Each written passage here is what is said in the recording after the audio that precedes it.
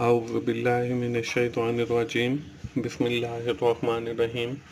अस्सलाम वालेकुम दोस्तों, मैं हूं मोहसिन रज़ा और आप लोग देख रहे हैं मेरा नया यूट्यूब चैनल की टू सक्सेस। दोस्तों, आज की जो मेरी वीडियो है वो इंट्रोडक्शन टू प्रोग्रामिंग के हवाले से है। दोस्तों, ये वीडियो जो है आपको आपके जो ग्रैंड क्विज़ आने वाले हैं उनको सॉल्व करने में भी मदद करेगी और आपका जो मिड टर्म का एग्ज़ाम है उनको सॉल्व करने में भी आपकी मदद करेगी। दोस्तों, इस वीडियो के अंदर मैंने आपको 50 MCQs जो हैं वो सॉल्व करके दिखाए हैं। ना सिर्फ सॉल्व करके दिखाए हैं बल्कि इसमें मैंने आपको ये भी बताया है कि आपने इन MCQs को या आपके पेपर में कोई भी MCQ आ जाए तो आपने उन MCQs को कैसे सॉल्व करना है। दोस्तों, मुझे पूरी उम्मीद है कि आपको इंशाल्लाह इस चैनल की टू सक्सेस से भी एग्ज़ाम की तैयारी में काफ़ी मदद मिलेगी। दोस्तों, चलते हैं हम अपनी इस आज की वीडियो की तरफ और बढ़ते हैं अपने MCQs की तरफ। दोस्तों, स्क्रीन के ऊपर आपको पहला क्वेश्चन नज़र आ रहा है। इसमें है a precise sequence of step to solve a problem is called fill in the blank C++ program statement routine. दोस्तों, हमारे पास हमारा जो पहला चैप्टर है उसके ऊपर हमें प्रोग्राम की डेफिनेशन दिखाई गई है और प्रोग्रामिंग के जो डेफिनेशन है वो है a program is a precise sequence of steps to solve a particular problem. तो हमें जो है ये पहले चैप्टर के अंदर जो डेफिनेशन दी गई है प्रोग्रामिंग की या प्रोग्राम की तो वो है, तो इसमें जो बी ऑप्शन है वो हमारा इस सवाल का बिल्कुल ठीक जवाब है, प्रोग्राम। तो program is a sequence of step to solve a particular problem. इसके बाद सेकंड क्वेश्चन है we are using the fill in the blank at the end of each C++ statement. इसमें कॉलन है, इसमें क्वेश्चन मार्क है, इसमें semi colon है, इसमें none of the given option है। तो दोस्तों, हम कुछ गुड प्रोग्रामिंग प्रैक्टिसेस हैं वो देख लेते हैं, क्योंकि इस वीडियो के अंदर आपके बहुत सारे जो क्वेश्चन हैं वो गुड प्रोग्रामिंग प्रैक्टिसेस से आने वाले हैं। इसमें पहला जो है वो है पे अटेंशन टू डिटेल, कि आपने डिटेल के ऊपर अटेंशन देनी है। Don't forget to comment the code, आपने अपना जो कोड है उसको कमेंट लाजमी करना है। Don't forget semicolon eight the and, आपने हर लाइन के ऊपर जो है वो सेमीकोलन लगाना है एंड के ऊपर। Use space to make it easy to read, आपने जहाँ पे ज़रूरी हो वहाँ पे ब्लैंक स्पेसेस डालनी है ताकि आपका कोड जो है वो इजी टू रीड हो। रिवर्ब word can not use as variable name, रिवर्ब वर्ड जो है आप उनको एज अ वेरिएबल नेम जो है वो नहीं रख सकते। जैसे आपके पास स्विच है, जैसे आपके पास ब्रेक है, तो आप इनको as a variable name use नहीं करेंगे। C++ language is a case sensitive language, यहाँ पे जो छोटा x है वो किसी और चीज़ को रिप्रेजेंट करेगा, जो बड़ा x है वो किसी और चीज़ को रिप्रेजेंट करेगा। यूज पेरेंथेसिस फॉर क्लैरिटी, आपने जो है वो पेरेंथेसिस यूज कर सकते हैं अपने कोड को मज़ीद क्लियर बनाने के लिए। Reuse the variable for better usage of memory, आप जो वेरिएबल यूज करें आप उनको जो है बार बार वही वेरिएबल यूज करें ताकि आपकी जो मेमोरी है वो प्रॉपर यूज हो। Initialization of variable at the time of definition is a good programming practice. जब भी आप कोई वेरिएबल जो है वो डिफाइन करें या इनिशियलाइज करें तो उसको साथ ही डिफाइन कर दें, तो ये भी एक अच्छी प्रोग्रामिंग प्रैक्टिस है। तो दोस्तों, इसके अंदर देखें हमारा जो क्वेश्चन है वो है we are using at the fill in the blank at the end of each statement, तो इसमें सेमी कॉलन, इसमें हमारी जो थर्ड वाली गुड प्रोग्रामिंग प्रैक्टिस है वो आएगी। तो सी ऑप्शन जो है वो इस सवाल का बिल्कुल ठीक जवाब है। नेक्स्ट है जी question number 3, pointer is a variable which store fill in the blank data value address और मेमोरी एड्रेस। हम पॉइंटर के बारे में पहले थोड़ा सा पढ़ लेते हैं, पॉइंटर को देख लेते हैं कि पॉइंटर बेसिकली होते क्या हैं। Pointer are special type of variable in which memory address is stored. They contain a memory address, not a value of variable. Pointer जो है वो एक कंटेनर ही है लाइक वेरिएबल, और ये आपके मेमोरी एड्रेस को स्टोर करते हैं। तो इसमें जो लास्ट वाली ऑप्शन है, डी ऑप्शन, मेमोरी एड्रेस, वो इस सवाल का बिल्कुल ठीक जवाब है। नेक्स्ट है जी 4 नंबर पे, preprocessor program perform its function before fill in the blank phase takes place. इसमें कंपाइलिंग है, इसमें लोडिंग है, इसमें लिंकिंग है, इसमें एडिटिंग है।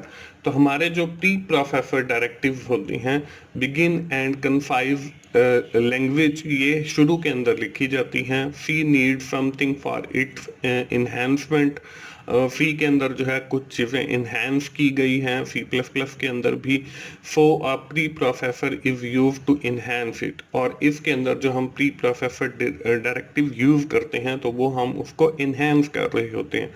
It come with every C compiler, ये हर कंपाइलर के अंदर होती हैं। It make some changes in code before the compilation, और ये एक पीस ऑफ कोड है before your compiling the program. सबसे पहले ये कोड एग्जीक्यूट किया जाता है जो आपका प्री प्रोसेसर डायरेक्टिव का होता है, और फिर आपका एक्चुअल कोड जो है उसको एग्जीक्यूट किया जाता है। The compiler get the modify source code, वो आपका सोर्स कोड जो है उसको मॉडिफाई कर देता है। अब इसके अंदर जो है आप जितनी भी इंक्लूड के साथ चीज़ें लिखते हैं वो आपके सारी प्री प्रोसेसर डायरेक्टिव के अंदर आती हैं। जैसे हम शुरू में इंक्लूड iostream.h लिखते हैं या स्टैंडर्ड लाइब्रेरी.h लिखते हैं, तो ये सारे हमारे प्री प्रोसेसर डायरेक्टिव हैं, and that is before the compilation of program. ये आपका कंपाइलिंग जो है, फर्स्ट वाला ऑप्शन, ए ऑप्शन, ये इस सवाल का ठीक जवाब है। नेक्स्ट है जी question number 5, which looping process is best when the number of iteration is not known. हमारे लिए पास जो है कौन सा लूप ऐसा है जो मतलब आइट्रेशन जिसकी हमें पता नहीं होती। इसमें फॉर लूप है, इसमें वाइल लूप है, इसमें डू वाइल लूप है, और इनफाइनाइट लूप है। तो हम सबसे पहले लूपिंग को देख लेते हैं। हमारे पास 4 किस्म के लूप हैं। फॉर लूप है, in this loop iteration is known, हमें आइट्रेशन का पता है कि कितनी होंगी। वाइल लूप है, इन दिस में भी हमें आइट्रेशन का पता होता है। डू वाइल लूप के अंदर भी हमें आइट्रेशन का पता होता है। और आखिरी जो हमारे पास इनफाइनाइट लूप है, in this loop the iteration is not known, हमें आइट्रेशन का पता नहीं होता। तो हमारा क्वेश्चन भी यही है कि कौन सा लूप ऐसा है जिसके अंदर आइट्रेशन का पता नहीं होता। तो आखिरी जो ऑप्शन है इनफाइनाइट लूप, वो हमारे इस सवाल का बिल्कुल ठीक जवाब है। नेक्स्ट है जी question number 6, which of the following is not include the operator type. Arithmetic operator है, लॉजिकल ऑपरेटर है, बिटवाइज ऑपरेटर है, और all of the given option है। कौन सा इसमें ऑपरेटर नहीं है? तो इसमें हमारे पास 3 किस्म के ऑपरेटर होते हैं। इसमें अरिथमेटिक ऑपरेटर है जिसके अंदर एडिशन, सब्ट्रैक्शन, मल्टीप्लिकेशन है, डिवीजन है। लॉजिकल ऑपरेटर होते हैं जिसमें greater than, less than, greater than and equal to, less than and equal to, या बिटवाइज ऑपरेटर जिसमें एंड है, और है, एक्स और है, और नॉट ऑपरेटर यूज किए जाते हैं। तो इसमें से कोई सा भी ऐसा नहीं है जो ऑपरेटर के अंदर ना हो, बल्कि all of the above option जो है वो बिल्कुल इसका ठीक है, क्योंकि ये सारे आपके बिट वाइज ऑपरेटर हैं। नेक्स्ट है जी question number 7, fill in the blank is a group of statement that together perform a task. इसमें फंक्शन है, इसमें क्लास है, इसमें स्ट्रक्चर है, इसमें टेम्पलेट है। तो हम सबसे पहले फंक्शन को देख लेते हैं। अ function is a group of statement, ये आपकी कुछ ग्रुप ऑफ स्टेटमेंट होती हैं that together perform a task, जो सारी मिलके आपका एक जो है टास्क उसको परफॉर्म करती हैं। इसका मतलब ये है कि फंक्शन इज जो है वो आपकी किसी भी बड़ी प्रॉब्लम को छोटे हिस्सों में तकसीम करके फिर उससे स्टेटमेंट्स बनाता है, और फिर उससे टास्क जो है आपका परफॉर्म होता है। Every C plus plus program have at least one function which is main. हर जो आपका सी प्लस प्लस का प्रोग्राम होता है उसके अंदर एटलीस्ट एक फंक्शन मौजूद होता है जिसको हम मेन का फंक्शन कहते हैं। And all the most trivial programs can define additional function, और फिर इसके अलावा हम कुछ एडिशनल फंक्शन भी डिफाइन करते हैं। There are two categories of function, हमारे पास दो कैटेगरीज होती हैं फंक्शंस की। इसमें है function that return a value और दूसरा है function that do not return a value. ये दो किस्म के फंक्शन होते हैं। अब हमारी ये जो है ये एक फंक्शन की डेफिनेशन लिखी हुई है। तो हमारे पास जो फर्स्ट वाली ऑप्शन है, a function is a program of statement that together perform a task. तो फर्स्ट वाली ऑप्शन जो है वो हमारे इस सवाल का बिल्कुल ठीक जवाब है। नेक्स्ट है जी question number 8, what will be the correct syntax of initializing a pointer ptr with string programming। अब हमने एक पॉइंटर डिफाइन करना है प्रोग्रामिंग के नाम से, उसको हम कैसे डिफाइन करेंगे। इसमें 4 ptr is equal to programming एक सिंगल इन्वर्टेड कॉमास के अंदर लिखा हुआ है। इसके बाद 4 static ptr equals inverted commas के अंदर आपका प्रोग्रामिंग लिखा हुआ है। 4 स्टैटिक ptr इक्वल्स प्रोग्रामिंग है और स्टार ptr इक्वल्स प्रोग्रामिंग है। तो हमारे पास जो तरीकेकार है किसी भी पॉइंटर को डिक्लेयर करने का, the pointer are declare in a specific way।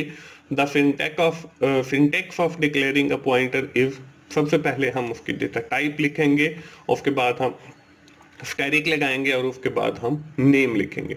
तो इसमें आपके पास जो बी वाली ऑप्शन है उसके ऊपर देखें, सबसे पहले आपकी डेटा टाइप है, फिर वो स्टैटिक है, फिर उसका नेम है ptr जो हमें बताया गया है क्वेश्चन के अंदर, और उसके बाद इक्वल्स के अंदर डबल इन्वर्टेड कॉमास के अंदर जो है वो प्रोग्रामिंग लिखा हुआ है। तो that is the correct syntax of defining और डिक्लेयरिंग द पॉइंटर। तो बी ऑप्शन जो है वो हमारे इस सवाल का बिल्कुल ठीक जवाब है। नेक्स्ट है जी question number 9, the memory address of first element of an array is called fill in the blank. Floor address है, फाउंडेशन एड्रेस है, बेस एड्रेस है, फर्स्ट एड्रेस है। तो हम सबसे पहले मेमोरी एड्रेस को देख लेते हैं। इसमें जो एरे का एड्रेस है, तो इसमें the first element of an array is called base address. कि आपका जो किसी भी एरे का जो फर्स्ट एलिमेंट होता है that is known as the base address, and the first address is access through name of array और ब्रैकेट के अंदर जो है वो 0। आपने जब भी किसी भी एरे का जो है वो पहला जो एलिमेंट है अगर उसको एक्सेस करना है तो आप उस एरे का नेम लिखेंगे और फिर ब्रैकेट के अंदर जो है वो 0 लिखेंगे। That is the first address of that array, ये उसका पहला एड्रेस है। तो हमारे पास जो एरे का पहला एलिमेंट का एड्रेस है वो आपके पास बेस एड्रेस होता है। तो सी ऑप्शन जो है वो आपके इस सवाल का बिल्कुल ठीक जवाब है। नेक्स्ट है जी question number 10, assignment operator is used for fill in the blank. Calculation है, रीडिंग है, असाइनिंग वैल्यू है और इक्वालिटी चेकिंग है। तो हमारे पास असाइनमेंट ऑपरेटर जो है वो दो किस्म के होते हैं, एक सिंगल असाइनमेंट ऑपरेटर है और एक डबल असाइनमेंट ऑपरेटर है। When we are using the single assignment operator it means के we are assigning the value to that variable, and when we are double equals it means कि we are comparing the values। हम जो है values को compare कर रहे हैं। यहाँ पे असाइनमेंट ऑपरेटर की बात की गई है, इट मीन्स कि we are assigning the values to the variable. तो इसमें जो सी ऑप्शन है, थर्ड ऑप्शन, वो आपका इस सवाल का बिल्कुल ठीक जवाब है। नेक्स्ट है जी, initialization of variable at the time of definition is a fill in the blank practice। ठीक है, ये हम पहले भी पढ़ चुके हैं। इसमें मस्ट है, इसमें नेसेसरी है, इसमें गुड प्रोग्रामिंग प्रैक्टिसेस हैं और none of the given option है। तो जब भी हम कोई वेरिएबल डिफाइन करें तो उसके साथ ही हम उसको इनिशियलाइज भी कर दें, तो ये एक गुड प्रोग्रामिंग प्रैक्टिस है। तो सी ऑप्शन जो है वो हमारे इस सवाल का बिल्कुल ठीक जवाब है।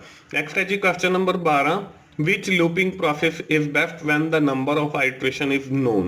इसमें for लूप है, while लूप है, do while लूप है और all of the above है। हम लूपिंग के बारे में पहले पढ़ चुके हैं, उसमें हमने देखा है कि for लूप के अंदर, while लूप के अंदर और do while लूप के अंदर हमें iteration का पता होता है। तो इसलिए all of the above जो है वो हमारे इस सवाल का बिल्कुल ठीक जवाब है। नेक्स्ट है जी question number 13, fill in the blank is a special data type to store the same type of data। इसमें an array है, इसमें a class है, a program है और function है। हम एरे को देख लेते हैं। Array is a special data type, ये एक स्पेशल डेटा टाइप या कंटेनर है। If we have a collection of data same data type as in the case of stage of age of 100 student, हमने देखें अगर 100 स्टूडेंट की edges को store करना है, इट मीन्स कि we are storing the same data type into the variable, so we can use an array instead of variable. Array are data structure in which identical type of data type are stored. Array जो है वो आपका एक ऐसा data structure है जिसके अंदर आपका सेम टाइप ऑफ जो डेटा है वो स्टोर किया जाता है। अब उस एरे का जो साइज है वो कैसे डिफाइन किया जाता है? The size of array should be one more than the number of character you want to store. जितनी आपके पास नंबर हैं उस कैरेक्टर है, आप उसके अंदर जो है एक का इजाफा करेंगे। इट मीन्स के if we are storing the array, उसके अंदर हम 4 कैरेक्टर को स्टोर करवाना चाहते हैं, तो the size of array is 5, तो उसका जो साइज है वो 5 होगा। तो यहाँ पे हमें जो क्वेश्चन दिया गया है वो fill in the blank is a special data type, तो इसमें फर्स्ट वाली जो ऑप्शन है एन एरे, तो एरे जो है वो हमारे पास स्पेशल डेटा टाइप है to store the same type of data, तो फर्स्ट वाली जो ऑप्शन है वो हमारे इस सवाल का बिल्कुल ठीक जवाब है। नेक्स्ट है जी 14 के ऊपर, what will be the result of arithmetic expression, इसमें 6 plus 27 divided by 3 multiply by 3। Option के अंदर हमें 33 दिया गया है, 45 दिया गया है, 9 दिया गया है और 30 दिया गया है। तो हम प्रेसिडेंस देख लेते हैं ऑपरेटर्स की, कि हम सबसे पहले कौन सा ऑपरेटर जो है वो सॉल्व करेंगे। The arithmetic operator in expression are evaluated according to the precedence, हम उनकी प्रेसिडेंस के हवाले से जो है उनको सॉल्व करते हैं। The operator in the parenthesis are evaluated first, अगर कोई ऑपरेटर जो है वो पैरेंथेसिस ब्रैकेट के अंदर लिखा हुआ है तो हम उसको सबसे पहले सॉल्व करते हैं। The expression are always evaluated from left to right, हम जो है expression left to right solve करेंगे। The operator static and division and modulus have highest precedence, मतलब हम सबसे पहले मल्टीप्लाई को सॉल्व करेंगे और फिर तकसीम को और फिर मॉड्यूलस को, और इसी तरह फिर एंड में जो है वो एडिशन और subtraction operator have the lowest precedence, फिर हम जो है प्लस को और माइनस को जो है सॉल्व करेंगे। अब यहाँ पे देखें, हमने सबसे पहले जो है वो वर्ब को करना है, तो 3 तिया 9 हो जाएगा। फिर हमने तकसीम को करना है, तो 27 तकसीम 9 करेंगे तो हमारे पास 3 आ जाएगा। फिर हमने जमा को करना है, तो 6 जमा 3 जो है वो 9 आ जाएगा। तो इसमें जो सी ऑप्शन है वो हमारी 9 है, तो सी ऑप्शन जो है वो हमारे इस सवाल का बिल्कुल ठीक जवाब है। नेक्स्ट है जी 15 नंबर पे, इन सी और C plus plus the include is called fill in the blank. इसमें हेडर फाइल है, इसमें स्टेटमेंट है, इसमें प्री प्रोसेसर डायरेक्टिव है और इंक्लूड है। मैंने आपको पहले भी बताया है कि when we are using the include, जब भी हम कहीं पे इंक्लूड फाइल यूज करेंगे तो इट मीन्स कि we are using the preprocessor directive, हम वो पीस ऑफ कोड यूज कर रहे हैं। और जब भी हम उस प्रोग्राम को कंपाइल करेंगे तो बिफोर द कंपाइलिंग हमारा वो सबसे पहले पीस ऑफ कोड इंक्लूड वाला एग्जीक्यूट होगा। तो इसमें जो सी ऑप्शन है प्री प्रोसेसर डायरेक्टिव, ये हमारे इस सवाल का बिल्कुल ठीक जवाब है। नेक्स्ट है जी programming a computer simply mean telling it fill in the blank. Why to do कि हम क्यों कर रहे हैं, व्हेन टू डू कि हम कब करेंगे, हाउ टू डू कि कैसे करेंगे, एंड व्हाट टू डू कि क्या करेंगे। तो यहाँ पे प्रोग्रामिंग के अंदर जो है हम बताते हैं कंप्यूटर को कि सिंपली बिल्कुल टेलिंग द कंप्यूटर कि व्हाट टू डू कि आपने क्या करना है। तो लास्ट वाली जो ऑप्शन है व्हाट टू डू, ये हमारे इस सवाल का बिल्कुल ठीक जवाब है। क्वेश्चन नंबर 17 है, a variable declare outside a code block become fill in the blank variable for that block. इसमें लोकल है, इसमें आपके पास ग्लोबल है, इसमें स्टैटिक है और इसमें इनर वेरिएबल है। हम देख लेते हैं वेरिएबल की डेफिनेशन को। Now the size of visible in all function including main we call this as file scope variable, हम स्कोप वेरिएबल डिफाइन करते हैं जिसको हम ग्लोबल वेरिएबल भी कहते हैं, and that is declare inside the code block, हम उसको कोड ब्लॉक के अंदर लिखते हैं। The variable that is outside the code block, तो उसको हम लोकल वेरिएबल कहते हैं। तो यहाँ पे जो है हम आउटसाइड द कोड ब्लॉक कर रहे हैं तो लोकल वेरिएबल आएगा। तो फर्स्ट वाली जो ऑप्शन है लोकल, वो हमारे इस सवाल का ठीक जवाब आ जाएगा। इसके बाद क्वेश्चन नंबर 18 है, in C plus plus there are fill in the blank level of scope for identifier, कि हमारे पास जो आइडेंटिफायर है उसके स्कोप के लेवल कितने हैं। इसमें 1 है, 2 है, 3 है और 4 है। हम सबसे पहले ये देख लेते हैं कि आइडेंटिफायर होते क्या हैं। Scope identifier, an identifier mean any name that the user create in his program, हम कोई भी नाम ले सकते हैं जिसको हम अपने प्रोग्राम के अंदर जो है डिफाइन करते हैं, वो कुछ भी हो सकता है। these name can be a variable, वो किसी भी एक वेरिएबल का नाम हो सकता है, किसी भी एक फंक्शन का नाम हो सकता है, किसी भी एक लेबल का नाम हो सकता है, जिसको हम आइडेंटिफायर कहते हैं। Here the scope of identifier mean its visibility, यहाँ पे जो है आइडेंटिफायर का मतलब जो है वो visibility है।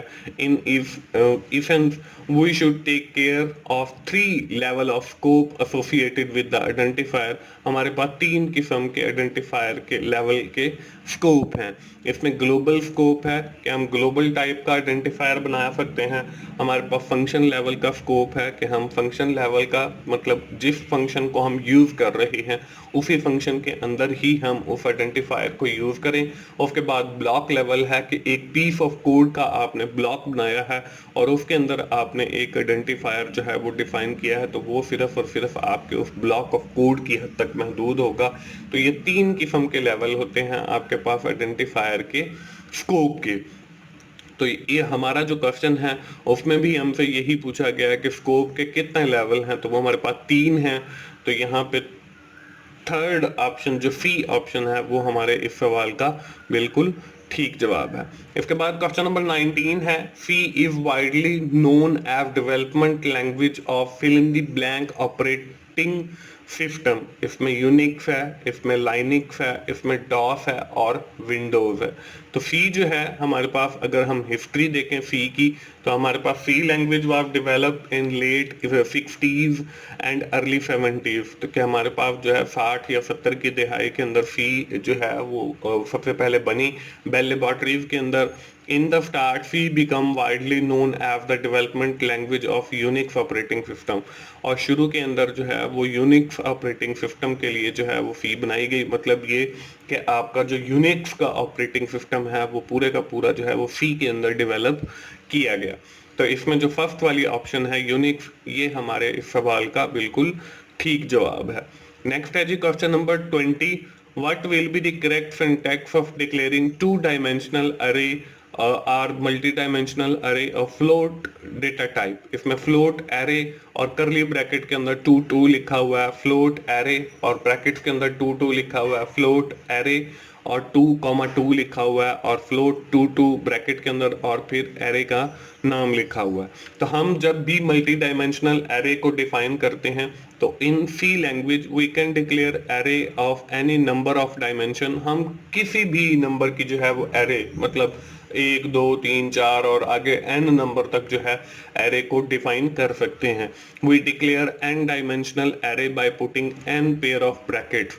जितने भी हमने जो है एरे डिफाइन करनी है तो हम उतने पेयर ऑफ ब्रैकेट जो है वो यूज करेंगे। यहाँ पे जो ब्रैकेट दिखाई गई है ये वाली ब्रैकेट हम अगर हमने 3 डायमेंशनल एरे जो है वो डिफाइन कर रहे हैं तो हमें ये 3 बार ब्रैकेट यूज करनी पड़ेगी। अगर हम 5 टाइम कर रहे हैं तो हमें 5 टाइम करनी पड़ेगी। After the name of array, name के सबसे पहले डेटा टाइप आ जाएगी, फिर उसका नाम आ जाएगा और फिर ये ब्रैकेट आ जाएंगी। सो अ 3 dimensional array with the value of dimension 3 5 7 respectively will declare int. सबसे पहले डेटा टाइप आ गई, नम उस एरे का नाम आ गया और हमने 3 डायमेंशनल एरे, तो 3 ब्रैकेट्स के अंदर आ गई। उसमें हमने पहली में 3 लिख दिया, फिर 5 लिख दिया और फिर 7 लिख दिया।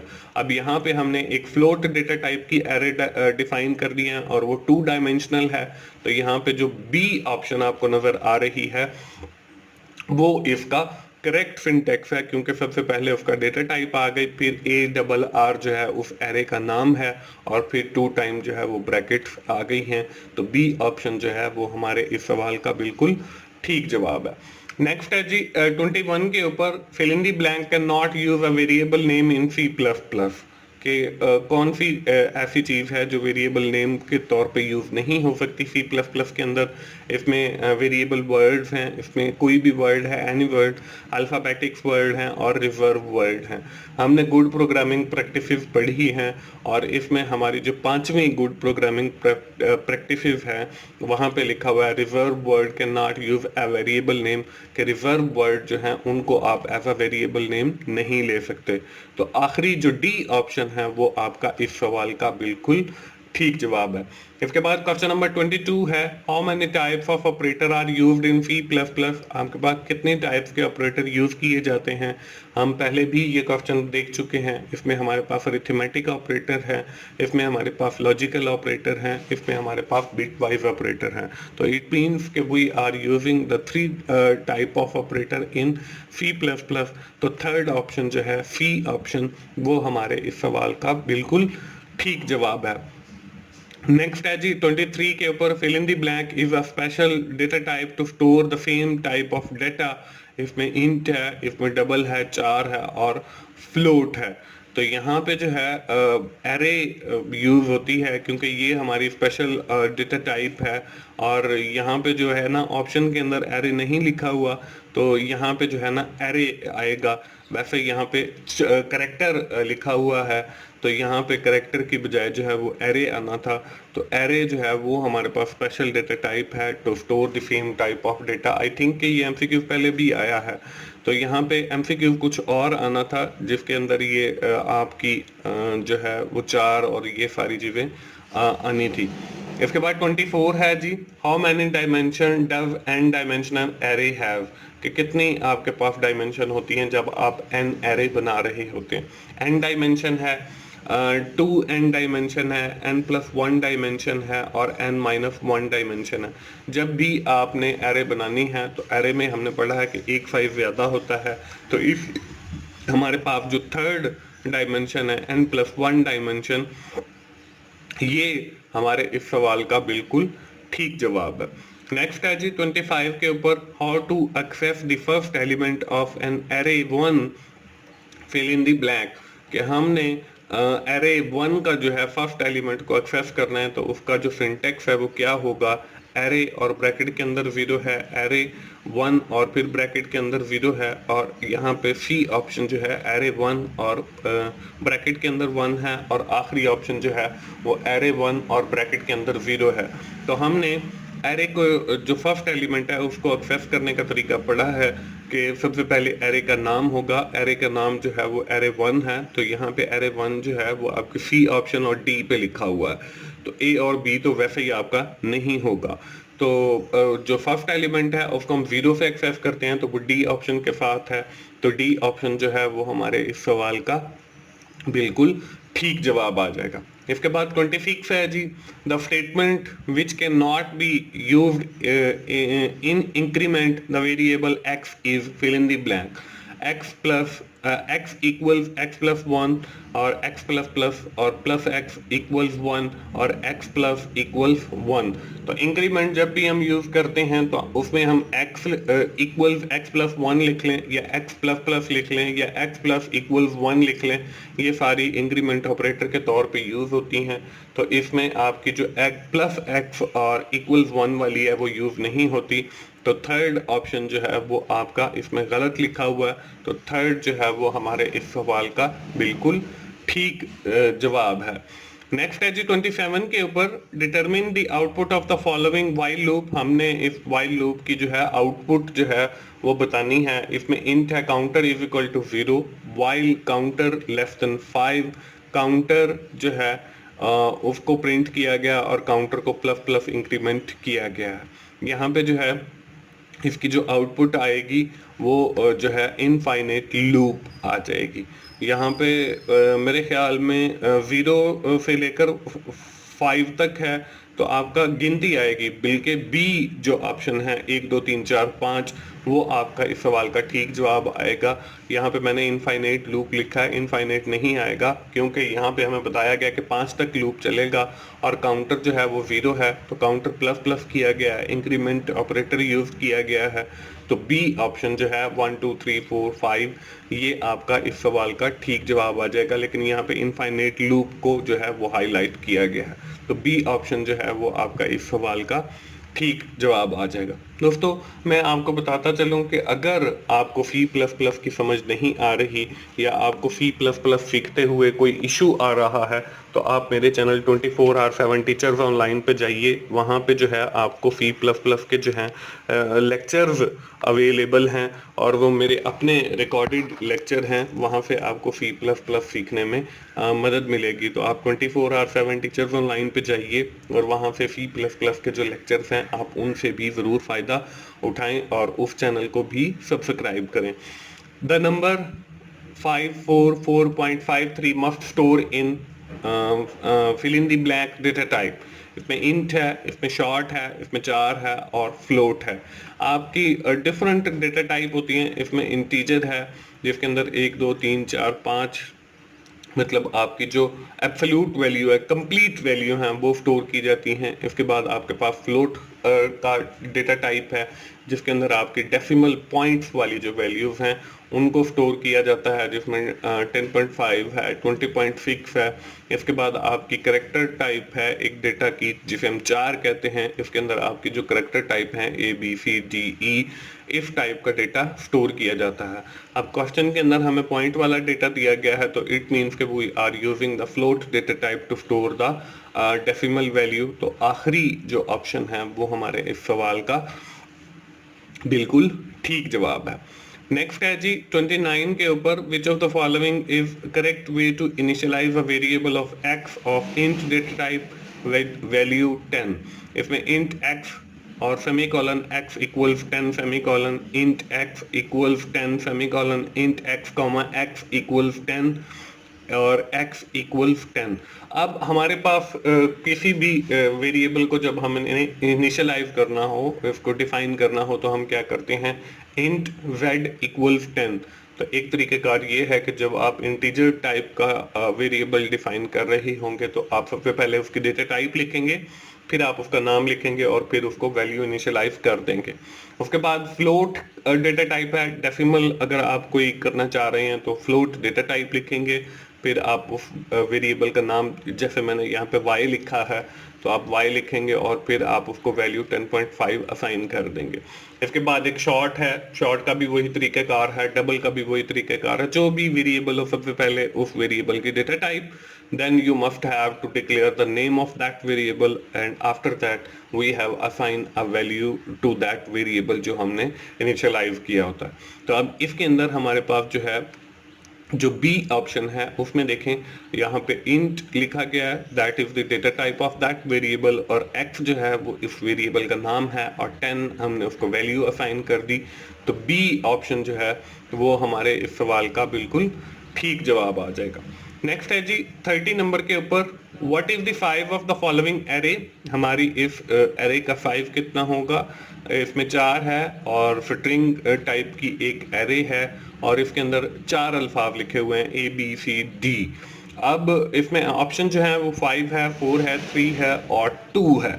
अब देखें मैंने आपको बताया था जब हम एरे पढ़ रहे थे, तो जब भी हम किसी भी एरे को डिफाइन करते हैं और अगर वो करेक्टर एरे है तो हम जो है उससे एक एक्स्ट्रा लेते हैं। अब यहाँ पे देखें हमारे पास 4 हैं, A, B, C और D, मतलब 4 करेक्टर हैं। तो इट मीन्स के we are defining an array of size 5, क्योंकि हम जब भी करेक्टर टाइप की एरे डिफाइन करते हैं तो उसमें हम एक एक्स्ट्रा लेते हैं जब हम उसका 5 डिफाइन करते हैं। तो हमारे पास पहली जो ऑप्शन है 5 वाली वो हमारे इस सवाल का बिल्कुल ठीक जवाब आ जाएगा। नेक्स्ट है जी 31 के ऊपर, in if structure, the block of statement is executed only fill in the blank when the condition is false, when it contain arithmetic operator, when it contain logical operator, when the condition is true. अब ये हमें if else structure से लिया गया है question. We have seen that the if structure execute its block of statement only when the condition is true, otherwise the statement are skipped.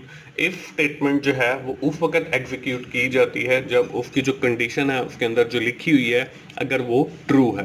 उसके बाद एक बात और भी लिखी हुई है, the if else structure allow the programmer to specify the different block of statement. हम डिफरेंट ब्लॉक ऑफ स्टेटमेंट जो है वो एल्स के जरिए एग्जीक्यूट कर सकते हैं और एल्स वाली स्टेटमेंट उस वक्त एग्जीक्यूट होगी when the condition is false, जब आपकी कंडीशन जो है वो फॉल्स होगी. तो हमसे जो है वो इफ स्ट्रक्चर के हवाले से पूछा गया है तो ये उस वक्त ठीक होगी जब when the condition is true. तो लास्ट वाली जो ऑप्शन है वो हमारे इस सवाल का बिल्कुल ठीक जवाब आ जाएगा. इसके बाद क्वेश्चन नंबर 32 है, how many categories of function used in C++. कितनी कैटेगरीज के फंक्शन यूज किए जाते हैं C++ के अंदर. इसमें 1 है, 2 है, 3 है और नन ऑफ दी अबव है. फंक्शंस के बारे में हम पहले पढ़ चुके हैं और मैंने आपको बताया था कि we are using the two types of category functions used in the C++. हम दो कैटेगरीज के फंक्शन जो है वो यूज करते हैं C++ के अंदर. तो इसमें जो बी ऑप्शन है 2 वाली, ये हमारे इस सवाल का बिल्कुल ठीक जवाब है. नेक्स्ट है जी question number 33. The stream object fee in and fee out are included in which header file. के आपकी जो fee in है और fee out है ये कौन सी header file के अंदर होते हैं. इसमें iostream.h है, fstream.h है, ifstream.h है और ostream.h है. तो आपकी जो fee in और fee out है वो आपकी iostream के अंदर आती है. अब देखें यहाँ पे एफ स्ट्रीम दिया गया है तो एफ स्ट्रीम जो है वो बेसिकली फाइल स्ट्रीम के लिए है. आई स्ट्रीम दिया गया है तो वो इनपुट स्ट्रीम के लिए है, वो हम फी इन के लिए भी यूज़ कर सकते हैं. ओ स्ट्रीम दिया गया है तो वो आउटपुट स्ट्रीम के लिए है और आईओ स्ट्रीम जो है वो इनपुट आउटपुट के लिए हम लोग यूज़ करते हैं. और हर प्रोग्राम के अंदर इनपुट और आउटपुट होती है तकरीबन, तो इसलिए हम शुरू के अंदर इंक्लूड आईओ स्ट्रीम लिखते हैं. तो हम इसमें जो पहली ऑप्शन है वो हमारे इस सवाल का बिल्कुल ठीक जवाब है क्योंकि इसके अंदर इनपुट आउटपुट स्ट्रीम हम फी इन और फी आउट जो है वो आईओ स्ट्रीम के अंदर इंक्लूड होता है. तो फर्स्ट वाली जो ऑप्शन है वो हमारे इस सवाल का बिल्कुल ठीक जवाब आ जाएगा. नेक्स्ट है जी 34 के ऊपर, what will be the result of expression x modulus equals to if x is equal to 7. इसमें 1 है, 3 है, 7 है और 2 है. तो जब भी हम मॉड्यूलस ऑपरेटर यूज करते हैं तो x मॉड्यूलस 2 x इक्वल 7, तो f 7 मॉड्यूलस 2 आ जाएगा. तो 2 के साथ जब हम 7 को तकसीम करेंगे तो 3 आ जाएगा, रिमाइंडर हमारे पास 1 आ जाएगा. तो 3 जो है वो हमारा आंसर आ जाएगा. तो बी जो ऑप्शन है वो हमारे इस सवाल का बिल्कुल ठीक जवाब आ जाएगा. नेक्स्ट है जी 35 के ऊपर, C++ is an fill in the blank language. इसमें फंक्शन ओरिएंटेड लैंग्वेज है, इसमें केस सेंसिटिव लैंग्वेज है, इसमें ऑब्जेक्ट ओरिएंटेड लैंग्वेज है और लो लेवल लैंग्वेज है. हम प्रोग्रामिंग के बारे में थोड़ी सी हिस्ट्री देख लेते हैं कि हमारी जो सी है वो हमारी फंक्शन ओरिएंटेड लैंग्वेज है और जो हमारी C++ है वो फंक्शन ओरिएंटेड भी है और हमारी केस सेंसिटिव लैंग्वेज भी है. तो इसमें जो हमारी बी ऑप्शन है केस सेंसिटिव लैंग्वेज के, इसमें x छोटे का मतलब कुछ और है और x अगर आप कैपिटल में लिखते हो तो उसका मतलब कुछ और है. तो इट मीन्स कि C++ is a case sensitive language. तो बी ऑप्शन जो है वो हमारे इस सवाल का ठीक जवाब आ जाएगा. नेक्स्ट क्वेश्चन है जी 36 के ऊपर, fill in the blank mean the name that the user create in his program. इसमें वेरिएबल है, डेटा है, एरे है और आइडेंटिफायर है. हम आइडेंटिफायर के बारे में पहले भी पढ़ चुके हैं. That is the name of anything that the user define in his और हर प्रोग्राम. तो आइडेंटिफायर जो है वो इस सवाल का बिल्कुल ठीक जवाब है. तो आखिरी जो है वो आइडेंटिफायर है. तो लास्ट वाली जो ऑप्शन है वो हमारे इस सवाल का ठीक जवाब है. नेक्स्ट है जी 37 के ऊपर, teachers online store in which data type fill in the blank, int है, शॉर्ट है, चार है और फ्लोट है। हम डेटा टाइप्स के बारे में पहले भी पढ़ चुके हैं और मैंने आपको बताया था कि जो आपके अल्फ़ाबेट जो टाइप ऑफ डेटा होता है वो स्टोर किया जाता है करेक्टर्स एरे के अंदर। तो यहाँ पे करेक्टर, अगर यहाँ पे स्ट्रिंग होता तो हम उसको स्ट्रिंग के अंदर स्टोर करवाते। अब यहाँ पे स्ट्रिंग नहीं लिखा हुआ तो हमारे पास करेक्टर लिखा हुआ है, तो हमारा जो करेक्टर है 4 मतलब वो हमारे इस सवाल का ठीक जवाब आ जाएगा। तो थर्ड जो है वो इस सवाल का बिल्कुल ठीक जवाब है। नेक्स्ट है जी 38 के ऊपर, a variable declare inside a code block become fill in the blank variable for that block। इसमें लोकल है, इसमें ग्लोबल है, इसमें स्टैटिक वेरिएबल है और इनर वेरिएबल है। ये क्वेश्चन भी हम पहले देख चुके हैं और मैंने आपको बताया था कि when we are using the variable for file scope कि पूरी फाइल के लिए हम एक वेरिएबल डिक्लेयर कर रहे हैं तो इट मीन्स कि we are defining the global variable. और अगर हम एक पीस ऑफ कोड या ब्लॉक के लिए वेरिएबल डिफाइन कर रहे हैं ये इनसाइड, तो वो हम कह सकते हैं कि जो है हम लोग ग्लोबल डिफाइन कर रहे हैं। अगर हम किसी भी कोड ऑफ ब्लॉक आउटसाइड के लिए वो वेरिएबल डिफाइन कर रहे हैं तो इसका मतलब ये है कि हम लोकल वेरिएबल डिफाइन कर रहे हैं। अब यहाँ पे इनसाइड कोड ऑफ ब्लॉक है तो इसका मतलब ये है कि हम लोग ग्लोबल वेरिएबल जो है वो डिफाइन कर रहे हैं और जो ग्लोबल जो है वो सेकंड ऑप्शन के ऊपर लिखा हुआ है। तो सेकंड ऑप्शन ग्लोबल जो है वो हमारे इस सवाल का बिल्कुल ठीक जवाब है। नेक्स्ट है जी 39 के ऊपर, सी इज अ लैंग्वेज। पहले जो है इसी तरह का एक एमसीक्यू गुजरा है, उसमें सी प्लस प्लस था, यहाँ पे सी आ गया है। तो फंक्शन ओरिएंटेड लैंग्वेज है, केस सेंसिटिव है, ऑब्जेक्ट ओरिएंटेड है या लो लेवल है। तो इसमें हमारे पास जो सी है वो फंक्शन ओरिएंटेड लैंग्वेज है, ये सबसे पहले बनाई गई है। तो इसमें फर्स्ट वाली जो ऑप्शन है फंक्शन ओरिएंटेड, ये हमारे इस सवाल का ठीक जवाब आ जाएगा।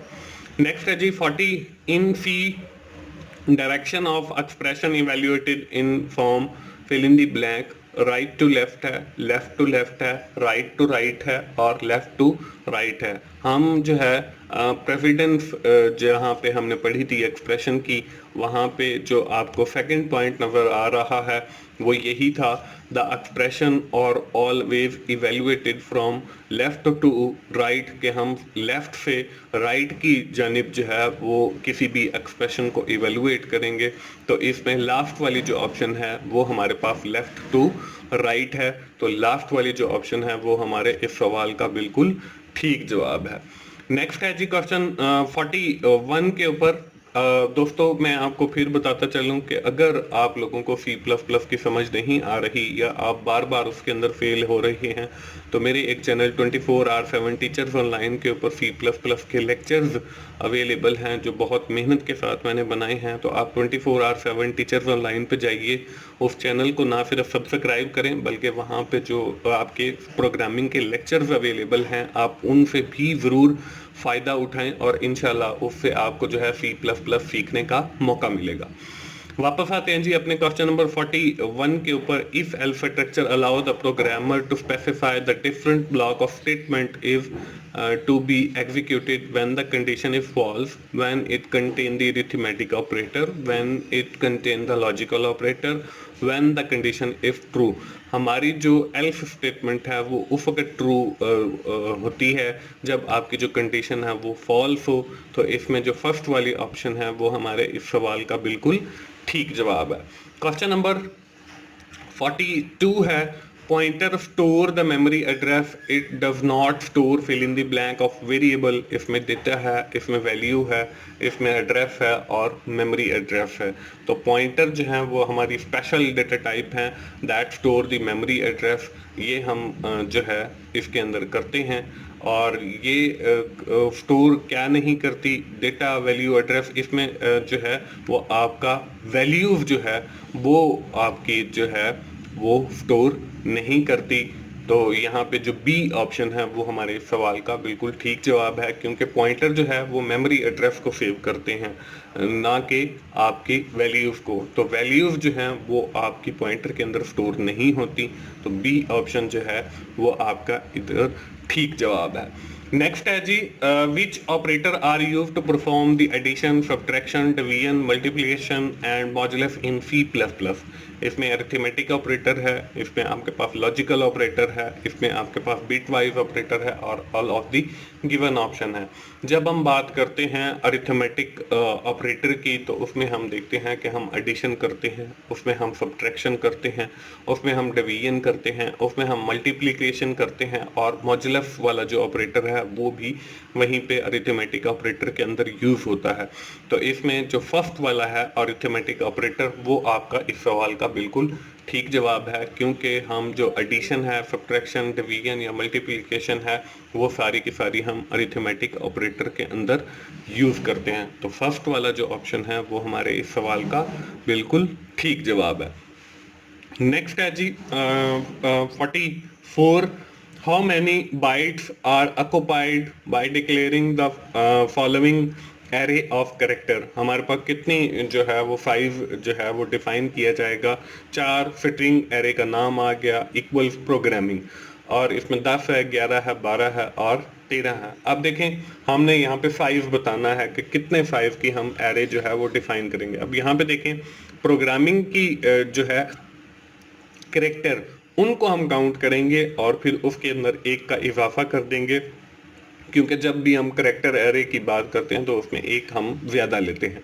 तो इसमें देखें 1 2 3 4 5 6 7 8 9 10 11 जो हैं प्रोग्रामिंग के अंदर कैरेक्टर हैं। तो इसका मतलब ये है कि हम 12 साइज की एरे जो है वो डिफाइन करेंगे। तो इसमें जो सी ऑप्शन है वो 12 है। तो थर्ड ऑप्शन जो है वो हमारे इस सवाल का बिल्कुल ठीक जवाब आ जाएगा।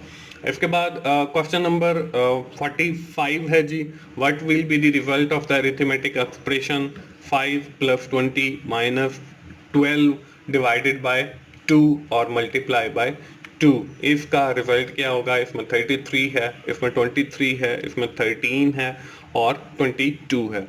तो हमने पढ़ा है, लेफ्ट टू राइट चलते हैं। सबसे पहले हम जो मल्टीप्लाई का है उसको करते हैं। तो इसमें 2 × 2 है तो 4 हो जाएगा। फिर हम डिवीजन करते हैं तो 12 तक़सीम 4 जो है वो 3 आ जाएगा। 20 में से जब हम 3 को माइनस करेंगे तो वो 17 रह जाएगा। 17 के साथ जब हम 5 ऐड करेंगे तो वो हमारे पास 22 बन जाएगा। तो हमारा जो आखिरी ऑप्शन है वो हमारा 22 लिखा हुआ है। तो 22 जो है वो इस सवाल का बिल्कुल ठीक जवाब है। दोस्तों, मैं आपको बताता चलूं कि मेरे 3 YouTube चैनल हैं, जिसमें एक वर्चुअल स्टूडेंट सपोर्ट सर्विसेज है, जिसके ऊपर आपको असाइनमेंट सोल्यूशन, जिसके ऊपर आपको GTP सोल्यूशन, जिसके ऊपर आपको क्विज का सोल्यूशन जो है वो फराहम किया जाता है। इसके बाद मेरा एक दूसरा चैनल है जिसको मैं 24/7 टीचर्स ऑनलाइन कहता हूँ। इसके ऊपर आपके जो मुश्किल सब्जेक्ट हैं उनके मैंने लेक्चर्स रिकॉर्ड करके रखे हैं। तो आप इस चैनल पे जो लेक्चर्स अवेलेबल हैं वो ऑलमोस्ट कोई 15 सब्जेक्ट्स के हैं। तो आप उस चैनल को भी ज़रूर विजिट करें और वहाँ पे जो लेक्चर्स अवेलेबल हैं आप उनसे भी फ़ायदा उठाएं। और तीसरा चैनल मेरा ये की टू सक्सेस है। की टू सक्सेस के ऊपर जो है वो मैं आपको की देता हूं आपकी एग्ज़ाम की तैयारी के हवाले से। तो मेरी तमाम दोस्तों से गुजारिश है कि आप लोग ये तीनों चैनल जो हैं इनको सब्सक्राइब कर लें, ताकि जब भी मेरी कोई नई वीडियो आए तो वो आप लोगों तक पहुंच सके और आप उससे सीख सकें। इसके बाद हमारा क्वेश्चन नंबर 46 है, what will be the correct syntax of the following statement. कि इस स्टेटमेंट का जो करेक्ट सिंटैक्स है वो क्या होगा। PTR is constant pointer to integer, कि आपका एक पॉइंटर है जो कांस्टेंट उसका नाम है और वो इंटीजर की तरफ पॉइंट कर रहा है। Constant int static PTR, const static int PTR और इंट कॉन्स्ट स्टैटिक PTR और इंट कॉन्स्ट PTR। अब यहाँ पे जब भी हम पॉइंटर को डिक्लेयर करते हैं, वो हम पहले भी पढ़ चुके हैं कि सबसे पहले हम उसकी डेटा टाइप लिखते हैं, फिर स्टैरिक के साथ उसका नेम लिखते हैं। अब इसमें हमारे पास जो कांस्ट उसकी डेटा टाइप है, ptr जो है उसका नेम है, और इंट जो है वो इंटीजर की तरफ पॉइंट कर रहा है। तो इसमें हमारे पास जो फर्स्ट वाली है वो इस सवाल का बिल्कुल ठीक जवाब आ जाएगा। दोस्तों मैं आपको फिर कहूँगा कि अगर आप लोगों को C++ सीखते हुए कोई मसला आ रहा है या आप लोगों को इंट्रोडक्शन टू प्रोग्रामिंग की समझ नहीं आ रही है, तो आप मेरा चैनल 24/7 टीचर्स ऑनलाइन ज़रूर विजिट करें। वहाँ पे इंट्रोडक्शन टू प्रोग्रामिंग के हवाले से मेरी पूरी एक लेक्चर की सीरीज़ अवेलेबल है, तो आप उस सीरीज़ से ज़रूर फ़ायदा उठाएं और इंशाल्लाह उससे आपको जो है C++ सीखने का मौका ज़रूर मिलेगा, और इंशाल्लाह आप उससे C++ जो है ना सिर्फ सीख जाएंगे बल्कि आप एक अच्छे प्रोग्रामर भी बन सकते हैं। इसके बाद आपका क्वेश्चन नंबर 47 है, how to define the multi dimensional array or N dimensional array of 3 dimension. हम 3 डायमेंशन की जो है वो एरे को बनाना चाहते हैं, उसमें नम और 3 ब्रैकेट्स हैं, इंट नम, और 3 ब्रैकेट्स के अंदर 1 2 3 लिखा हुआ है, इंट 1 2 3 और all of the given option लिखा हुआ है। हमने ये पढ़ा है कि जब भी हम मल्टी डायमेंशनल एरे को डिफाइन करेंगे तो जितनी हमने एरे डिफाइन करनी है, इसका मतलब ये है कि अगर हमने 5 की एरे जो है वो डिफाइन करनी है तो सबसे पहले हम उसकी डेटा टाइप लिखेंगे, उसके बाद जो है उस एरे का नाम लिखेंगे, और उसके बाद जितनी भी आपने एरे का साइज बनाना है उतनी आप पेयर ऑफ ब्रैकेट्स यूज करोगे। अब यहाँ पे देखें नम पहले लिखा हुआ है और फिर आपको 3 लिखा हुआ है, तो ये तो वैसे ही गलत हो गया क्योंकि इसके अंदर डेटा टाइप नहीं लिखी हुई। दूसरी जो ऑप्शन है उसके अंदर देखें इंट नम, आप देखें डेटा टाइप भी लिखी हुई है और उस एरे का नाम भी लिखा हुआ है, और आगे वो 3 ब्रैकेट्स भी लिखी हुई हैं जिसके अंदर हमने वैल्यू 1 2 3 जो है वो लिखा हुआ है। तो इसका मतलब ये है कि बी जो ऑप्शन है वो हमारा बिल्कुल करेक्ट सिंटैक्स है, क्योंकि शुरू के अंदर जो है हमने वो डेटा टाइप लिख दी है, फिर उस एरे का नाम लिख दिया है, और फिर 3 हमने वो ब्रैकेट लगा दी हैं। तो सेकंड जो ऑप्शन है वो हमारे इस सवाल का बिल्कुल ठीक जवाब है। नेक्स्ट है जी 48 के ऊपर, which of the following operator is used to compare the values, fill in the blank. इसमें सिंगल असाइनमेंट ऑपरेटर है, एक single assignment operator comma assignment operator है, डबल असाइनमेंट ऑपरेटर है, और all of the above option है। ये इस तरह का एक क्वेश्चन पहले भी आया, उसके अंदर मैंने आपको बताया था कि we are using the 2 types of assignment operator, one is the single assignment operator and the second one is the double assignment operator. अब जो सिंगल असाइनमेंट ऑपरेटर है that is use to assign the values to the variable, हम वो use करते हैं अगर हमने variable को वैल्यूज असाइन करनी हो, और जो हमारे पास डबल असाइनमेंट ऑपरेटर है वो हम यूज करते हैं टू कंपेयर द वैल्यूज, हम उसको कंपेयर करने के लिए यूज करते हैं। तो अब यहाँ पे बात की गई है कंपेयर करने की वैल्यूज को, तो हम जो है वो डबल असाइनमेंट ऑपरेटर यूज करेंगे। तो इसमें जो है वो सी ऑप्शन वो हमारे इस सवाल का बिल्कुल ठीक जो है वो जवाब है। दोस्तों मैं आपको फिर कहूँगा कि अगर आपको C++ नहीं आती तो आप 24/7 टीचर्स ऑनलाइन जो मेरा यूट्यूब चैनल है, यूट्यूब के ऊपर जाएं और वहाँ पे आप सिर्फ अगर टीचर्स ऑनलाइन भी लिखेंगे तो मेरा चैनल आ जाएगा। तो वहाँ पे जो आपके C++ के लेक्चर हैं आप उनसे ज़रूर फ़ायदा उठाएं। इसके बाद सेकंड लास्ट क्वेश्चन है जी, C was develop in fill in the blank. 60s to 70s है, 40s to 50s है, और 30s to 40s है, और 70s to 80s है। हमने C++ की हिस्ट्री पढ़ी थी, इसी वीडियो के अंदर एक MCQ आया था जहां पे मैंने आपको बताया था कि C language was develop in 60s and early 70s in Bell laboratories. तो वहाँ पे आपकी जो है सी लैंग्वेज तैयार की गई, और first it was develop for the Unix operating system, के आपका जो यूनिक्स ऑपरेटिंग सिस्टम है वो आपका सी के अंदर जो है वो बनाया गया। तो सी जो है वो 60s और 70s के दरमियान में, मतलब 60s के बाद और अर्ली 70s के अंदर जो है वो डेवलप की गई। तो फर्स्ट वाली जो ऑप्शन है वो हमारे इस सवाल का बिल्कुल ठीक जवाब है। आखिरी क्वेश्चन है जी आपका, fill in the blank is used to check for the end of file when a file begin read.